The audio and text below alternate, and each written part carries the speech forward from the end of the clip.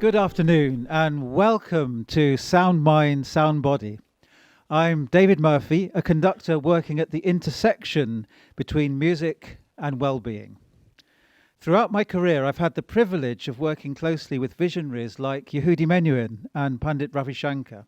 And through a shared exploration of Nada Yoga, that's the yoga of sound and deep listening, I was introduced to Satya Hinduja, composer, sound artist, and founder of Alchemic Sonic Environments. Together, we've ventured into the realm of sound and its profound connection to brain-body health, longevity, and the overall well-being of both individuals and communities.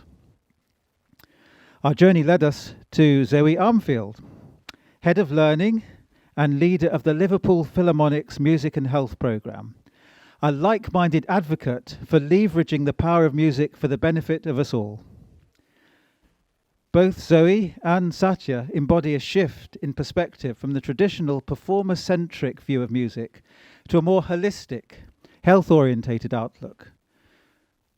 During this afternoon, we'll explore two innovative projects, each deeply rooted in the sound mind, sound body philosophy, showcasing the power of music to establish profound human connections, nurture collective imaginations, and enable community cohesion.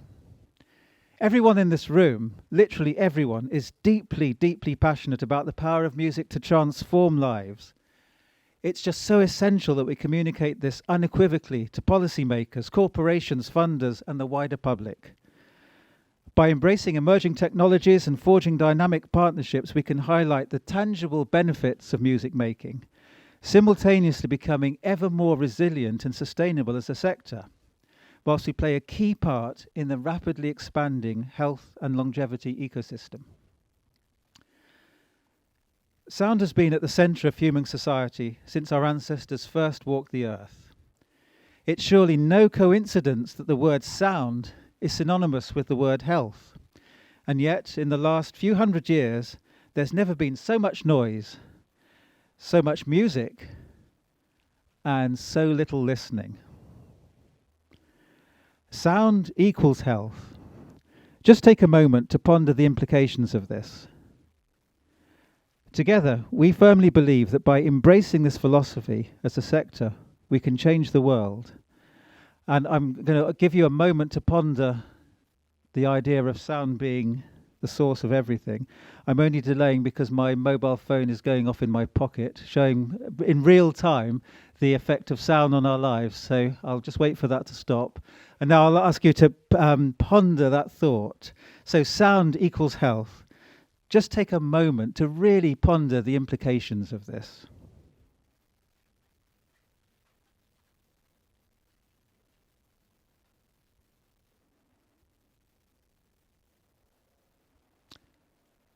So sound, health, and together we firmly believe that by embracing this philosophy as a sector, we can really change the world. Over the next 50 minutes, we invite you on a deep listening journey where we'll explore the Alchemic Sonic Environment Harmony of the Worlds project and Liverpool Philharmonic's Music and Health Programme, two groundbreaking projects that integrate the sound mind, sound body perspective. We'll conclude with a dialogue inviting your thoughts and insights. Thank you for your presence here today. Let's embark on this musical exploration of wellness together. So I invite Satya to begin the journey. Thank you, David, for this wonderful introduction. Welcome, everyone, to the Sound Mind, Sound Body perspective. I'm going to invite us all to start with really entering into an essence of the Alchemic Sonic Environment. So I'm going to invite you into a very short awareness practice. I'm going to invite you to get your feet flat on the ground, get as comfortable as you can, place all your booklets and your bags on the side. There are quite a few spaces here, so you can use them to get comfortable. I invite you now to take a slow breath in with your eyes open, just to tune into yourself. And a slow breath out. And for the next breath, I'm going to invite you to gently close your eyes. So we can really tune into the essence of listening, of deep listening. I invite you to take another slow, long, deep breath in to a count of 4. Expand your chest and your shoulders. And a slow breath out to a count of 7. Settling into the space, into the chair. Take another slow breath in to a count of 4. And a slow breath out to a count of 7.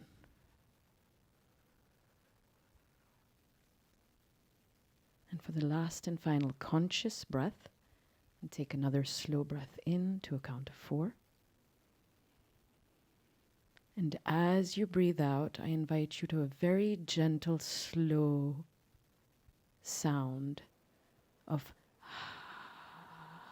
letting go of whatever it is that you have come from the first busy day of ClassicalNEXT. And come back to your natural cycle of breathing, keeping your eyes still closed. Just noticing the sounds of the space that you're in right now. The change when the door opens versus when it closes.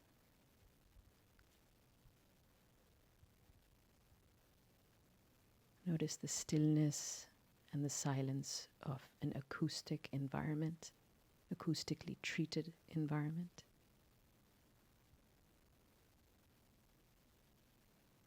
Notice if you can tune into the sounds of the person sitting right next to you or around you,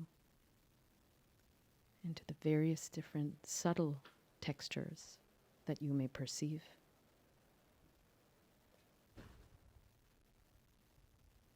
I invite you to now place one palm on your heart and one on your belly,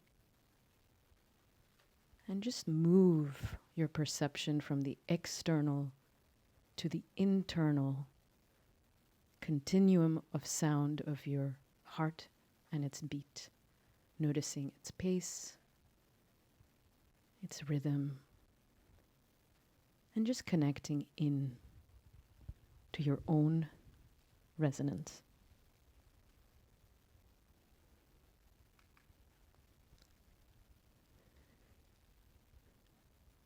And taking as much time as you need, you can let go of your palms,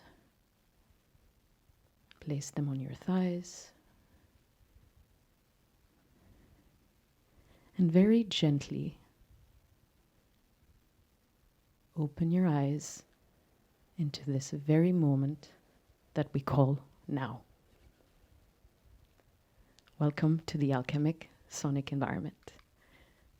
So, just with a very short, subtle expression, we can enter into a space and a state that bridges so many different dimensions of our whole world that we understood that Alchemic Sonic Environment works at the intersection of sound, music, and health. We create and curate multisensory immersive experiences to invite people to connect deeper within themselves and the all-encompassing ecosystem. We blend timeless wisdom with emerging technologies to enhance physical, mental, and spiritual well-being. And we leverage the therapeutic potential of sound for health and longevity. So it all began with a composition and a frequency that I was introduced to by a neuroscientist 11 years ago. And when this frequency, 136.10 cycles of sound per second, came into my life as an electronic artist, I created a soundscape integrating the frequency at its root and started to understand the essence of the potential of sound, music, and health, where I was taken into a very deep meditative state for 3 hours.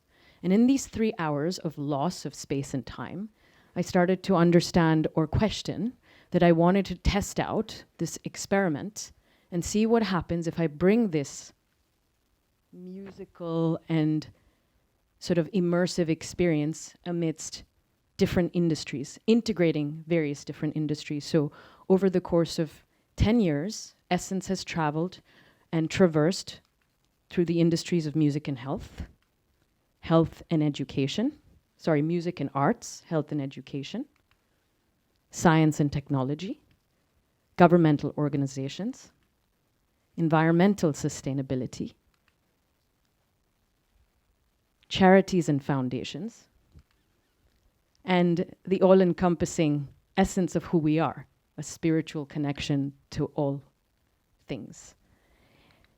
And this is what I started to question, if sound and music is the connective tissue that connects us all together, then why are we not able to traverse and integrate industries and systemic change?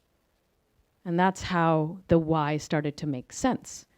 Just like David shared in the presentation in the beginning, that we're living in a time where noise pollution is so incredibly chaotic, not just from an external and environmental noise perspective, but also our wonderful cell phones that bring so much noise into our lives. Every moment we get a ping. This is a map of the European Union's noise ratio. And this is, of course, a very noisy map of New York City, where Alchemic Sonic Environment was actually born. Now, the implications of this noise in our inner ear and that relationship of the inner ear to our brain-body connection is immense. The trigger of noise creates instant brain-body health issues.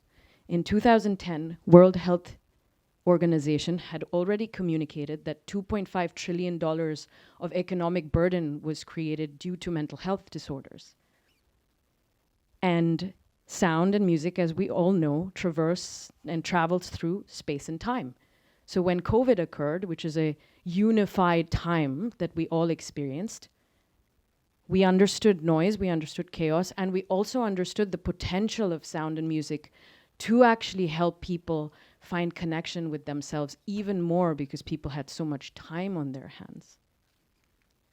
So this really brings us back to every sickness is a musical problem and every cure a musical solution.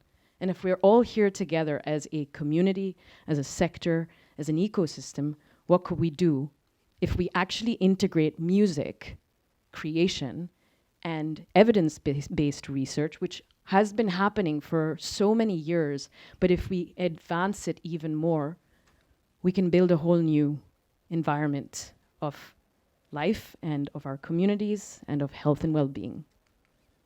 So the essence of ASE is really focusing on the ASE method. And what the ASE method focuses on is really integrating timeless principles of the Vedic philosophy of the yoga of sound with emerging technologies as well as mental health research. There are 3 core paradigms that we focus on. The first one is by Dr. Judith Herman from Harvard University. And what we are doing is we're actually focusing very carefully on the holding environment. So the first step of creating an alchemic sonic environment is to create and curate the space that we're in, not just acoustically, but also subliminally. How can we create a safe space, a space of trust, a space where people feel open enough to let go into the artistic experience? And from that transformation of listening and deeply listening, what can we do to create more change and advocacy? The second core principle is Dr. Ian McGilchrist's work that is talking about the divided brain.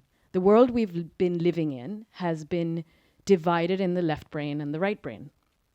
The left brain of the scientists and the right brain of the artists. And we all know that actually we're all living in a whole brain state at all times, but we're not allowed to integrate these two wonderful aspects of the brain we have. So we really create experiences that integrate this into a whole brain state for people. The third and final step is Dr. Bessel van der Kolk's work of bringing forms of awareness into not just the creator, but also the listener, so that each person becomes very, very integrated within themselves, so that they're open to even receive the power of sound and music. So the architecture of space, again, which is our main work, is to focus on creating harmony. We use the ASE method. We focus on silence to start with. From silence, we bring in frequencies of sound that are very specific.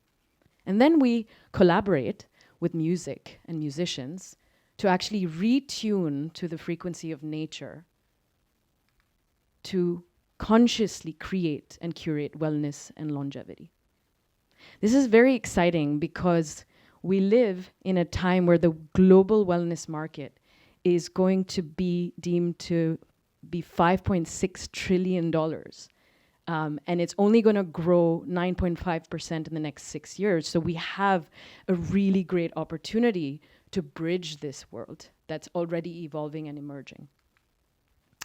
One of our most ambitious projects that we led, thanks to our partnership with David, was called Harmony of the Worlds. And I'm going to actually have David share the process a little bit more for all of you. But the idea is this was the first time we integrated all of the core principles of the method, not just from a experience perspective, but also how the architecture of space was integrated within all stages of the project. So I'm going to let David take over. Thank you. Yeah, so Harmony of the Worlds, as Satya said, was our attempt to bring together all the principles you've been hearing about in a really practical situation, in a real-life concert within a community that really had a need for this kind of work and for the powerful effects of deep listening. So the inspiration for the title, Harmony of the Worlds, comes from the book Harmony of the World by the great astronomer Johannes Kepler. And in this book, some of you may know it, he calculated musical tones from the planetary orbits. And the project is also very much inspired by what is known as the overview effect. Now, this is the state that astronauts find that they get themselves into, having gone into space and looked at the Earth from a completely different perspective and experienced it as a globe revolving around the sun. A completely profound transformation happens. And we've tried to communicate the same overview effect in sound by literally tuning the listener into the frequency of the Earth as it rotates around the sun. Now, you may think that's impossible. How do we do it? It's actually, as musicians, you know about the octave relationships. It's very simple. 136.10 hertz is the 32nd octave of the Earth's rotation around the sun. So you take this frequency, transpose it up 32 octaves, and you get a precise frequency. And this may be the reason why when people listen to this frequency, they suddenly feel a complete change come over them, because all of a sudden they're resonating with something that is going on around them all the time, this continuous frequency. So how did we turn this into a practical method that would work, in this case, with the Royal Philharmonic Orchestra?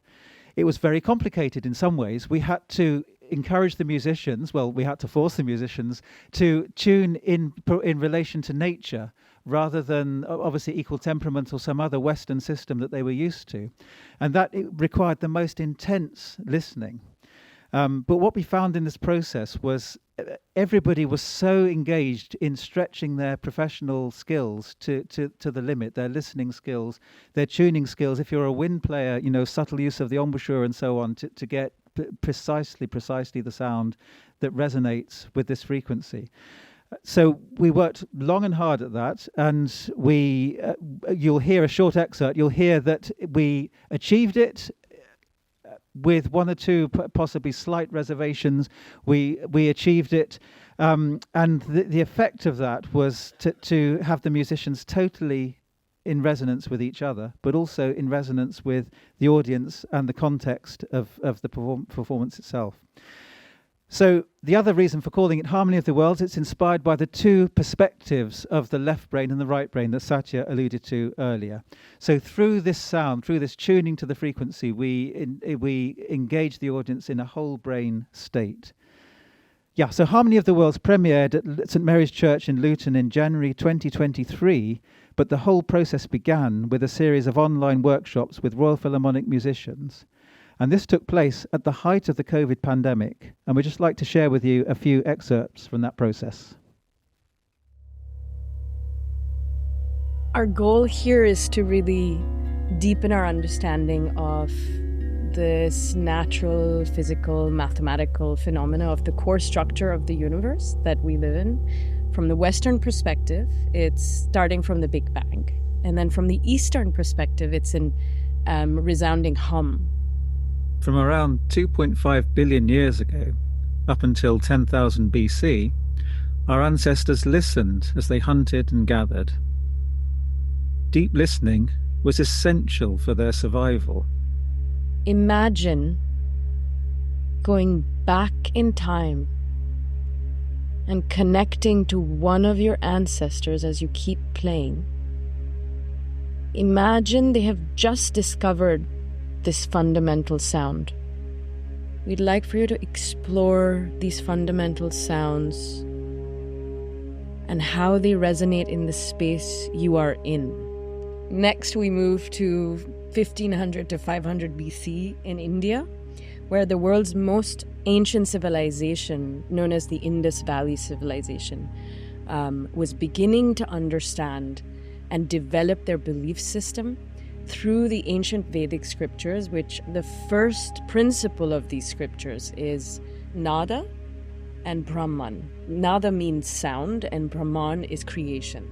So there's a thread running from the Nada yogis of ancient India who understood the resonance of the planets and how this connected to sound, via Pythagoras and the ancient Greeks who first developed the concept of the harmonic series. And this thread runs through to the great astronomers, Kepler and Herschel. Close your eyes and bring that organic object as you inhale from your olfactory stimuli all the sensory experience of this organic object. The most important biological instrument is our human voice, because we use this voice to express ourselves, to communicate. It's very important to become aware of this so that we can consciously use our voice to activate the parasympathetic nervous system. We will be exploring through the practice of proprioception, so feeling the sound vibration in the bodies, with an integrative sound and rhythm experiment.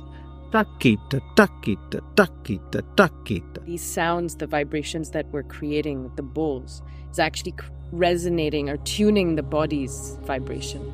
So it's really activating part of you that's intuition, creativity, deep flow states. I loved it. It's really hard. One of the ways that we can access the physical movement through sound is listening to the earth and the ritual practices that I've engaged with. Reach the elbow back, look back, and then lower the foot down, hand to your side. We'd like you to continue the process of actually listening to not only Christopher's voice, but also the environment, the space that you're in. I must admit, I felt much calmer. We're going to actually go deeper in sensory, perceptual, spatial awareness. We're simply going to improvise freely, bearing in mind the experience you've just been through, and try to let that unfold through sounds.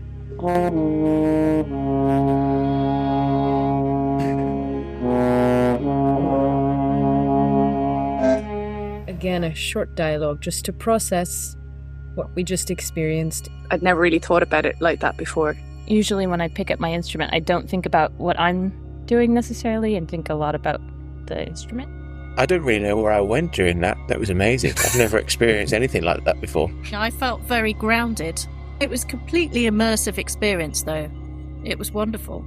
Listening to all of you is very exciting for us because the ASE method is actually a listening experience for all. And the next interval of the harmonic series is assimilated by humanity, namely the fifth. In between these subtle natural intervals, there's multitudes of infinite rhythms.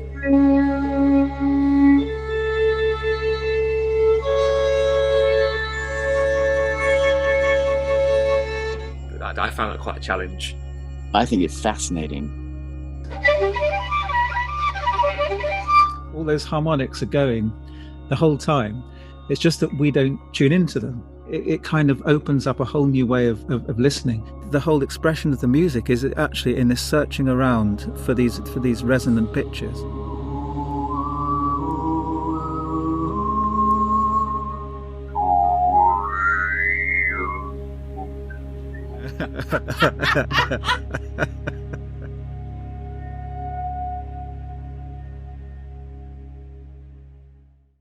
So we have a short amount of time, but as you saw, ASE method is an integrative method. So I'm going to invite you all to a very short experience that you will partake in. This is called the bee meditation. The idea is for you to create the sound of a humming bee with your mouth closed. I'm going to talk you through how to do it very quickly. David, if you don't mind being my mic stand. So let me show you first and then you can try. So the idea is that you're going to take your thumb and close your tragus. So don't do it yet because you won't be able to hear me. But you basically close your tragus. And the idea is to close your eyes, use your ring finger and your little finger to place it above your mouth and under your chin. And the idea, the intent of this experience is to internalize the sound rather than, thank you, David. So the idea is to internalize. We're so used to using our listening ear to listen to the sounds around us, amidst us, but the idea here is to integrate and listen to the vibration that we feel as we hum on our face, in our inner being. So let's begin and do a very short, I was going to take you all to a 3-breath buzzing, but I think let's do 2, just for time. So we have Zoe as well share. So let's begin by, letting go of your glasses if you need, subtly closing your ear with your fingers, your thumbs. Push the tragus in, take a slow breath in, and when you breathe out, you can make a big bee humming sound.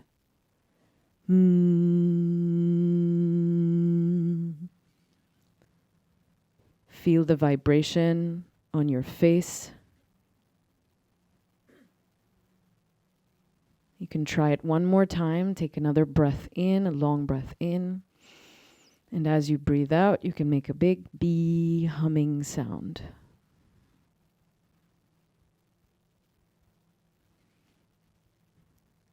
And before you open your eyes, you come back very slowly because you're definitely going to feel a shift of some kind. Taking a moment to gently open your eyes. Just notice whatever shift you may have perceived. And now imagine if an experience like this and various experiences like this, very simple and subtle experiences like this, would be integrated into a concert. What would that look like? So this is what we did in Luton. And why Luton? 150 languages are spoken there, and Harmony of the World showed the community, and especially the young people of Luton, who we work with very closely, how all of these languages come from the same source, which is, of course, sound itself. And if we all listen deeply to each other, we can connect to that source, and through that, connect to each other, even if we don't understand the language initially. We can have that instant connection and empathy. So Harmony of the Worlds was an invitation into nature's essence, an opportunity to get deeply in touch with sound and the nature, the natural world that it comes from. So the project showed what can be achieved when a range of partners come together and are joined by a strong common vision. And the vision was to connect people as deeply as possible to nature through the power of sound. And to do this, we enabled 2 works to embrace one another, Satya's Essence and Beethoven's Symphony No. 6. As I mentioned earlier, an extreme challenge technically, as we had to bridge 2 completely different tuning systems. So Essence connects people through resonance to the earth, being based on the frequency 136.10. It's literally music created from the ratios and proportions of nature. And so from this natural garden that Essence created, Beethoven's Sixth Symphony emerged, and Harmony of the Worlds connected people then to the earth and celebrated through Beethoven the life that comes from that earth before gently returning them to the source of life itself at the end of the experience. So we manifested the process of deep listening and connection on every stage of the project. So I'll just briefly say here are 4 different quadrants from the project, 4 different aspects. There's the production team, the children, the orchestra, the chorus, all engaged in deep listening practices so that the actual production side, the nuts and bolts, if you like, of the project, deep listening was ingrained in the whole system. So we had the dialogue process involved, the dialogue run by Breno Krasner-Rosso, and the dialogue lab is a laboratory basically for human emergence through communication. And Breno's dialogue process continued with the audience. As the audience entered the space, they were given eye masks and invited to take part in ASE's research by, they were given what's called a harvest card, that they could put down their thoughts, feelings and reflections at the close of the evening. And the whole process then was one of connection, research, development, listening. And I'd love you to just share with you a section, a slice, if you like, from that evening now.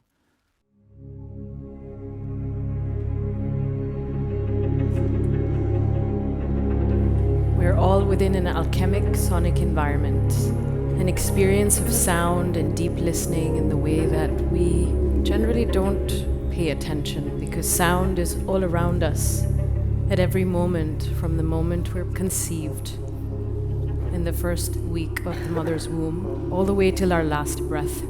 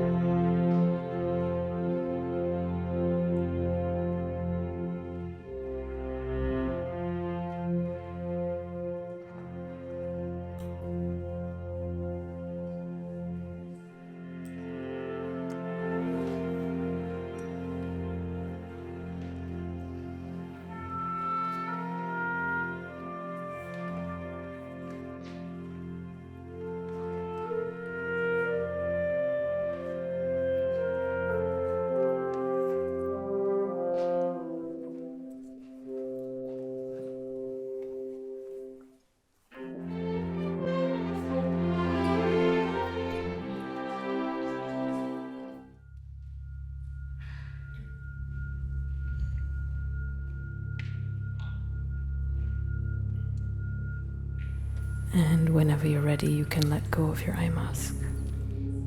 So you listen to that now, and we want to listen to you. We want to hear how this was for you.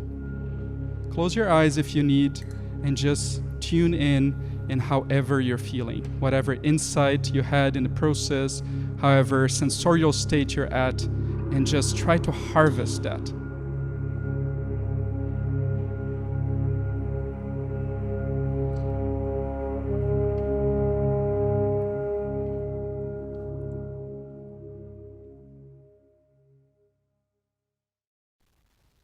So just a few scenes from the evening itself. You see the people with the eye masks, and you see in the middle a vibroacoustic vest called a sub pack. And I'd like to invite any of you to come to the ASE space at booth 7 if you'd like to try the vibroacoustic and listening experience yourselves. You're very welcome.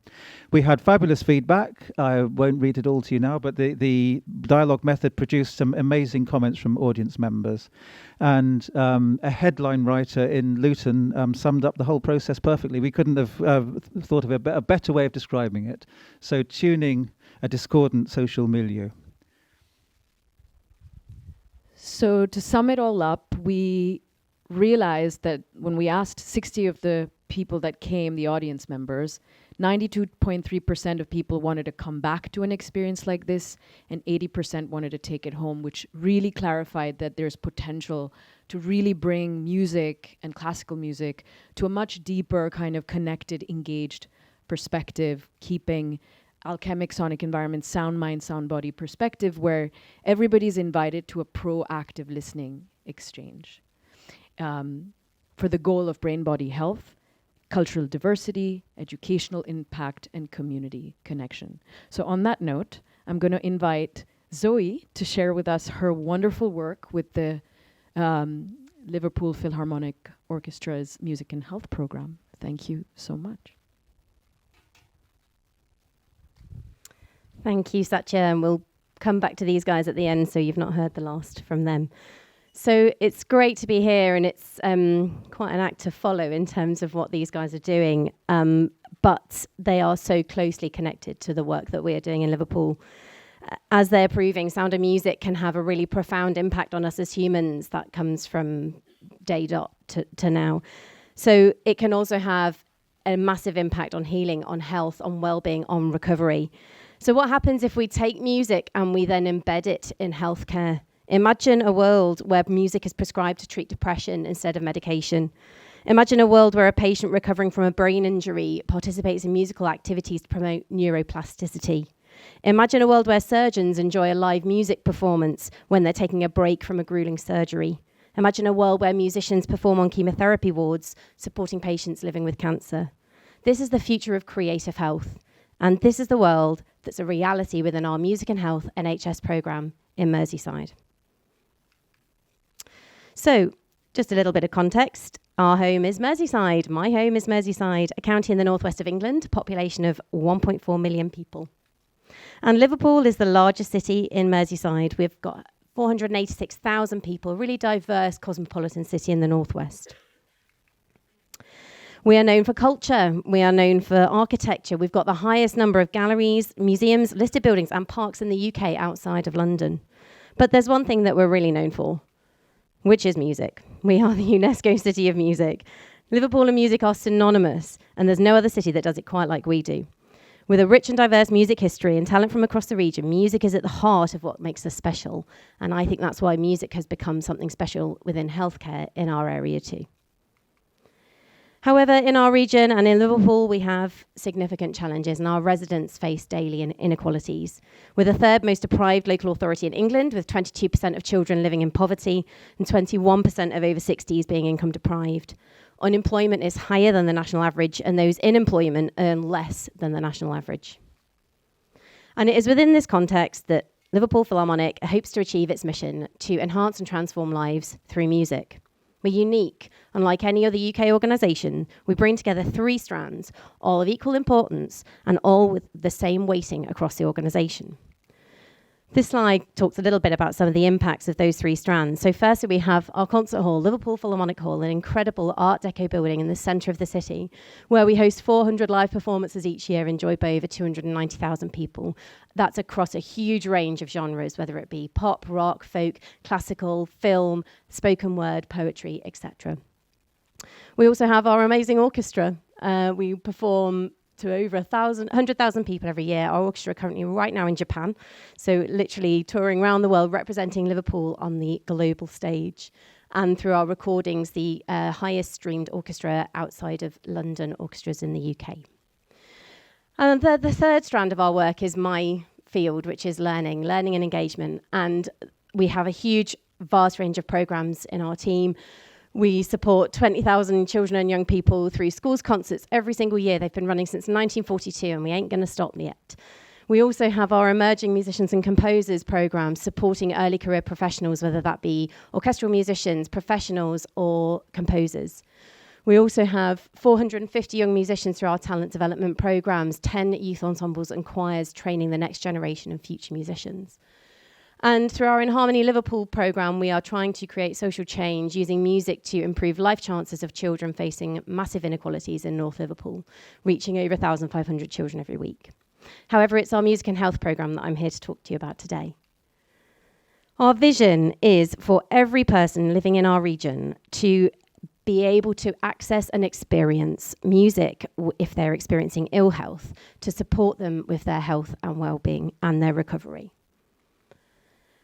Again, in Liverpool and in Merseyside, unfortunately, our communities are facing huge barriers and huge challenges in terms of physical and mental ill health.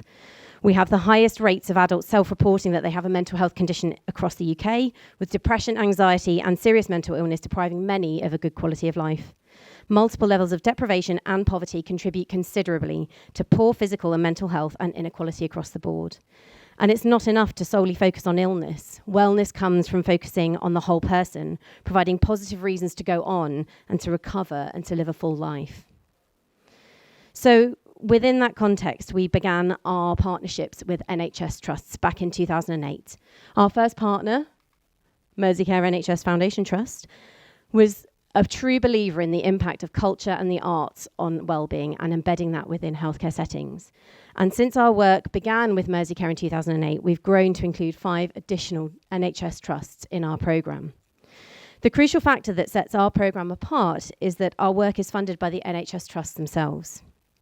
The continued and initial investment by Merseycare year on year allowed us to build a bank of evidence demonstrating the impact of the programme, which in turn allowed us to leverage additional external funding. This enabled us to grow the programme to include social prescribing models and activities at Liverpool Philharmonic Hall, and then attract new NHS partner trusts to join the programme. And through these patients, we work with patients recovering from a huge range of conditions and living with them. This diagram talks a little bit about the type of work that we're doing. So you can see the type of hospital and care settings in the darker blue: learning disabilities, secure services, physical rehabilitation, cancer care. On the outer circle, people we support, a huge range of conditions that people are living with that we can use music to support. And at the heart of it all, Royal Liverpool Philharmonic Orchestra Musicians. So our programme has, through live performance, participatory and creative music making in community and inpatient health services, alongside rehearsal visits and concerts at Liverpool Philharmonic Hall, has embedded effective non-clinical approaches to recovery within NHS services. Our musicians work with healthcare staff to design and co-commission activities in their settings. This ensures shared knowledge and expertise to support the development and success of the activities. The scale, variety, and innovation in approaches and delivery, and the bespoke provision in each individual setting and context is crucial, as it recognises the different needs of different settings and different health conditions. We have an amazing team of 10 lead musicians and 53 musicians from the Royal Liverpool Philharmonic Orchestra and beyond who lead these activities. Our musicians are not music therapists. They are professional musicians, passionate about the power of music to improve lives, improve recovery, and making connections with our communities. Musicians interact with the healthy part of the person. They treat them with respect and as human beings, not as their illness or their condition. The musician is neutral and from the outside. They are not part of the patient's clinical team or treatment programme, and this creates a really intense level of trust. So, since 2008, we have worked with 21,500 people from across our region, going into 55 different health, community, and social care settings. And what do our musicians do? Well, it entirely depends on where they're going into and the skills they are bringing. Some of the things they might do, you can see here. They might perform. They might help encourage participants to sing themselves. It might be about supporting them to create and perform their own music, about presenting their own events, about enhancing connections between mums and babies. But ultimately, it's using music to support in whatever way is right for them in that setting. So after 15 years of working in this field, what do we know? What have we seen? Well, obviously, you can guess the impacts are huge and many. But number one, it's about living well. This is for our participants a really important part of their ongoing and continuous life journey of recovery and healing. Their thoughts and choices are at the centre, meaning participants, the staff, the musicians, they become equal actors. This then creates a sense of togetherness, which increases self-esteem and mood.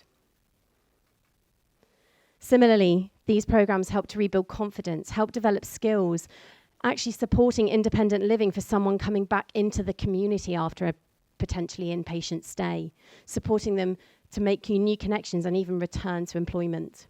They're seen as creative individuals separate from their illnesses.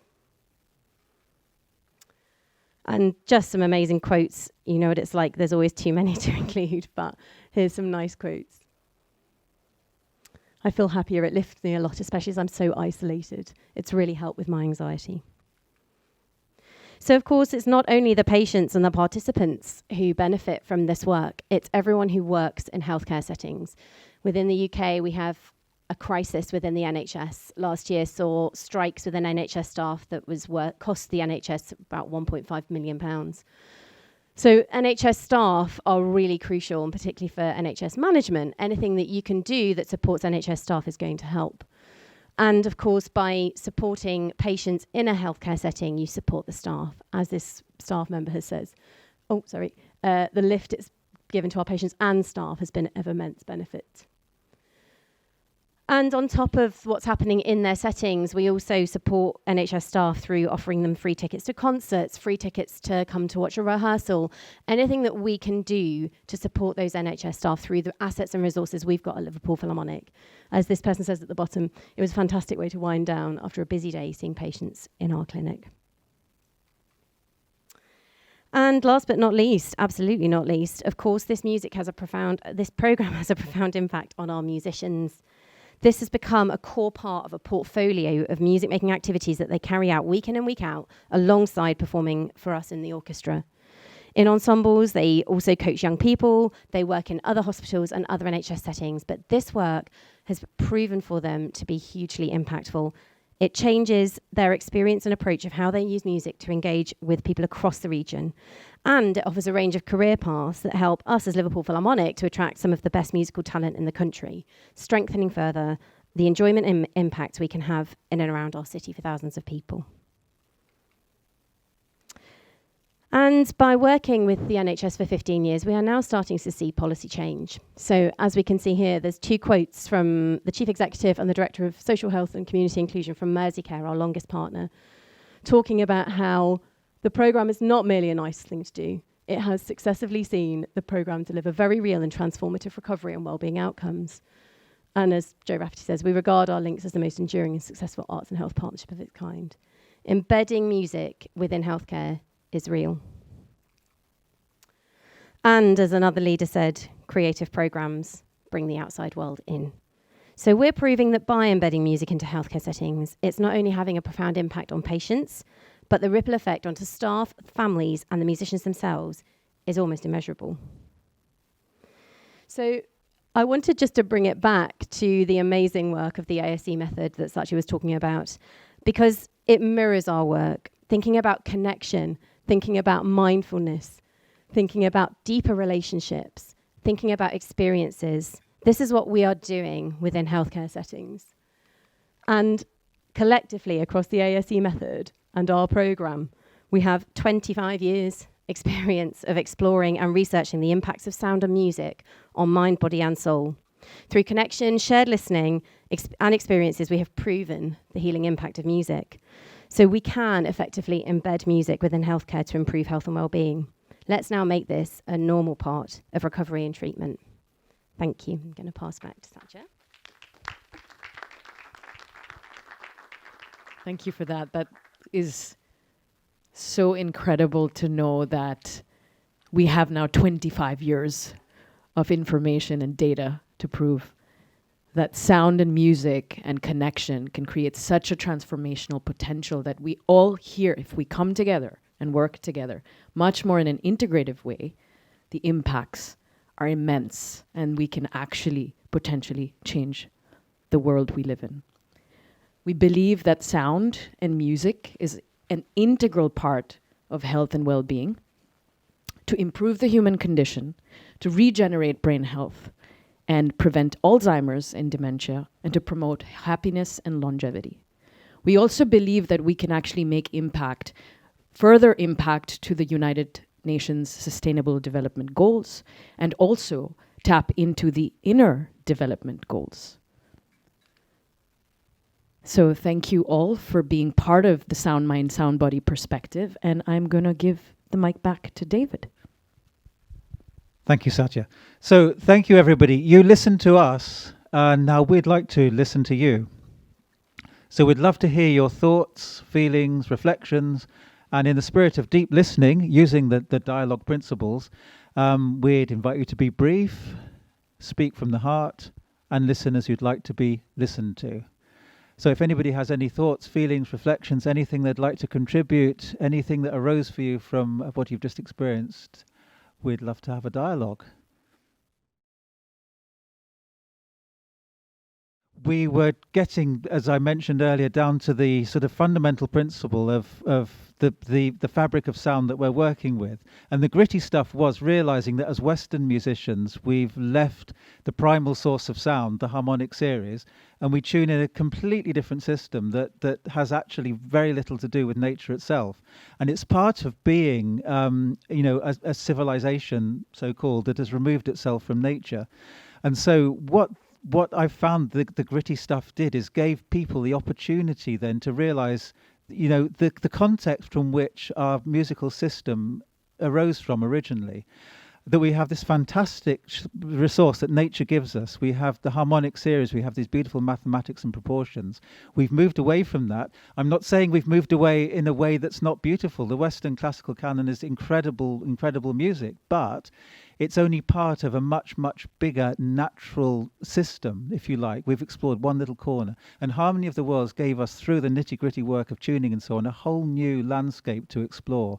So I think it's really exciting, not only from the health perspective, but also the creative perspective. There's a whole new world out there of really subtle sounds, really subtle tuning, really subtle deep listening for composers, performers, listeners, audiences, everybody, everywhere. So I think we're at the beginning of a really exciting stage of creativity, as well as a really exciting stage of healthcare. And I'll pass on to Satya.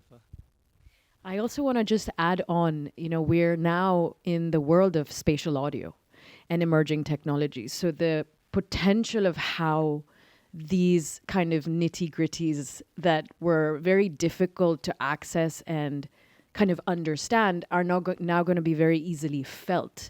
And that naturally bridges the gap that we've been kind of trying to connect, but we've not been able to.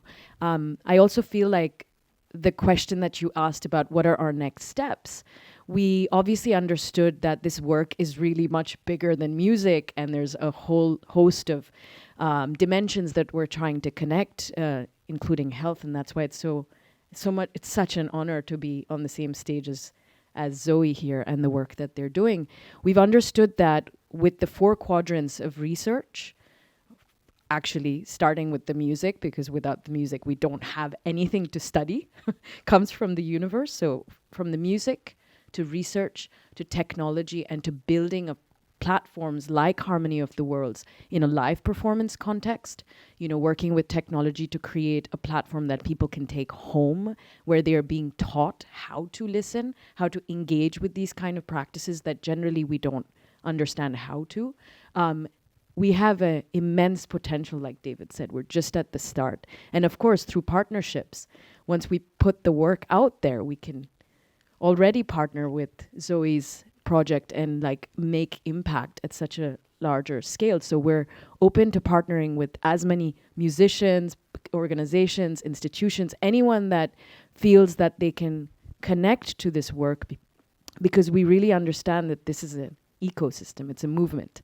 It is a new way, it's actually so ancient, but it's just reminding ourselves and reconnecting ourselves to the potential of what we have today, especially because of technology, because of quantum computing, there's so much that we can tap into, from the acoustic sound and resonance to the cellular aspect of who we are as human beings, and in turn, human transformation of consciousness and health and longevity. So I hope I've answered your question. It's very complex, but but it's beautifully simple, because sound is ultimately the source of everything and connects us all. So thank you. If anybody has any more remarks, I think we're probably... Okay. I know there's a bus or something at some point at 6 p.m. that some of you may be wanting to catch, but it would be lovely if there are any more reflections or thoughts or feelings from people.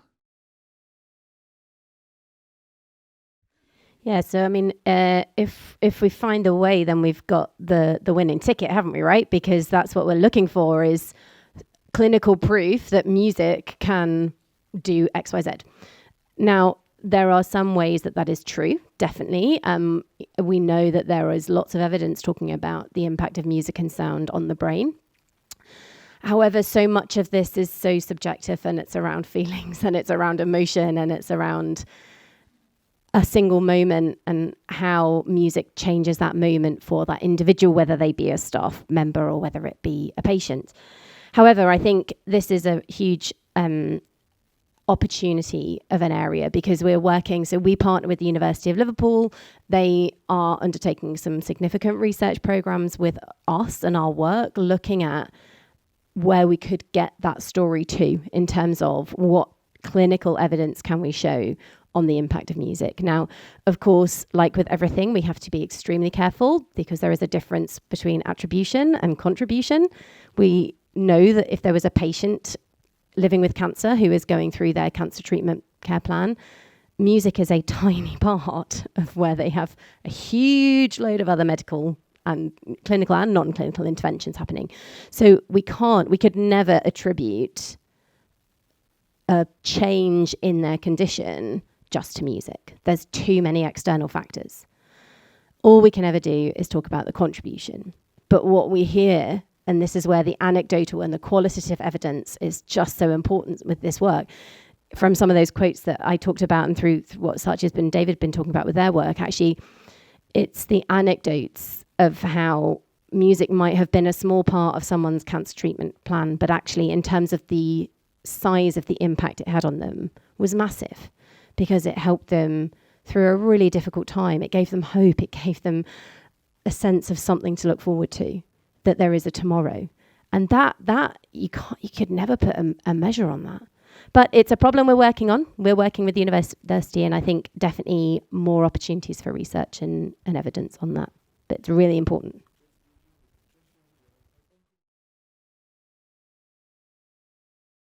That's absolutely right. I mean, one of our NHS partners got us to design some music sessions with them that was targeting the Roma community in North Liverpool, because they historically did not engage with healthcare. They were distrustful of the NHS. They did not want to see a doctor.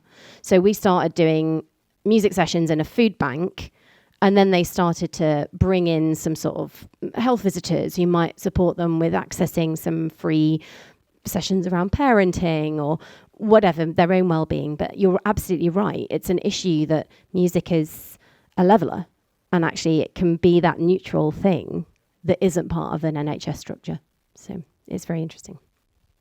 I just wanted to add to that one point. We now know with neuroscience that the brain is generative, it's constantly regenerative, and the hippocampus is regenerative, which is where we store our stresses and our memories. So sound and music is one of the only tools that we have, and I hate to call it a tool because it's the most precious gift we have, but it's the only thing that can actually pass through any kind of stuck patterns that we hold on to. And the more and more we create these experiences for people, the brain is going to heal itself. The body is going to heal itself. The body is the most powerful tool that we have.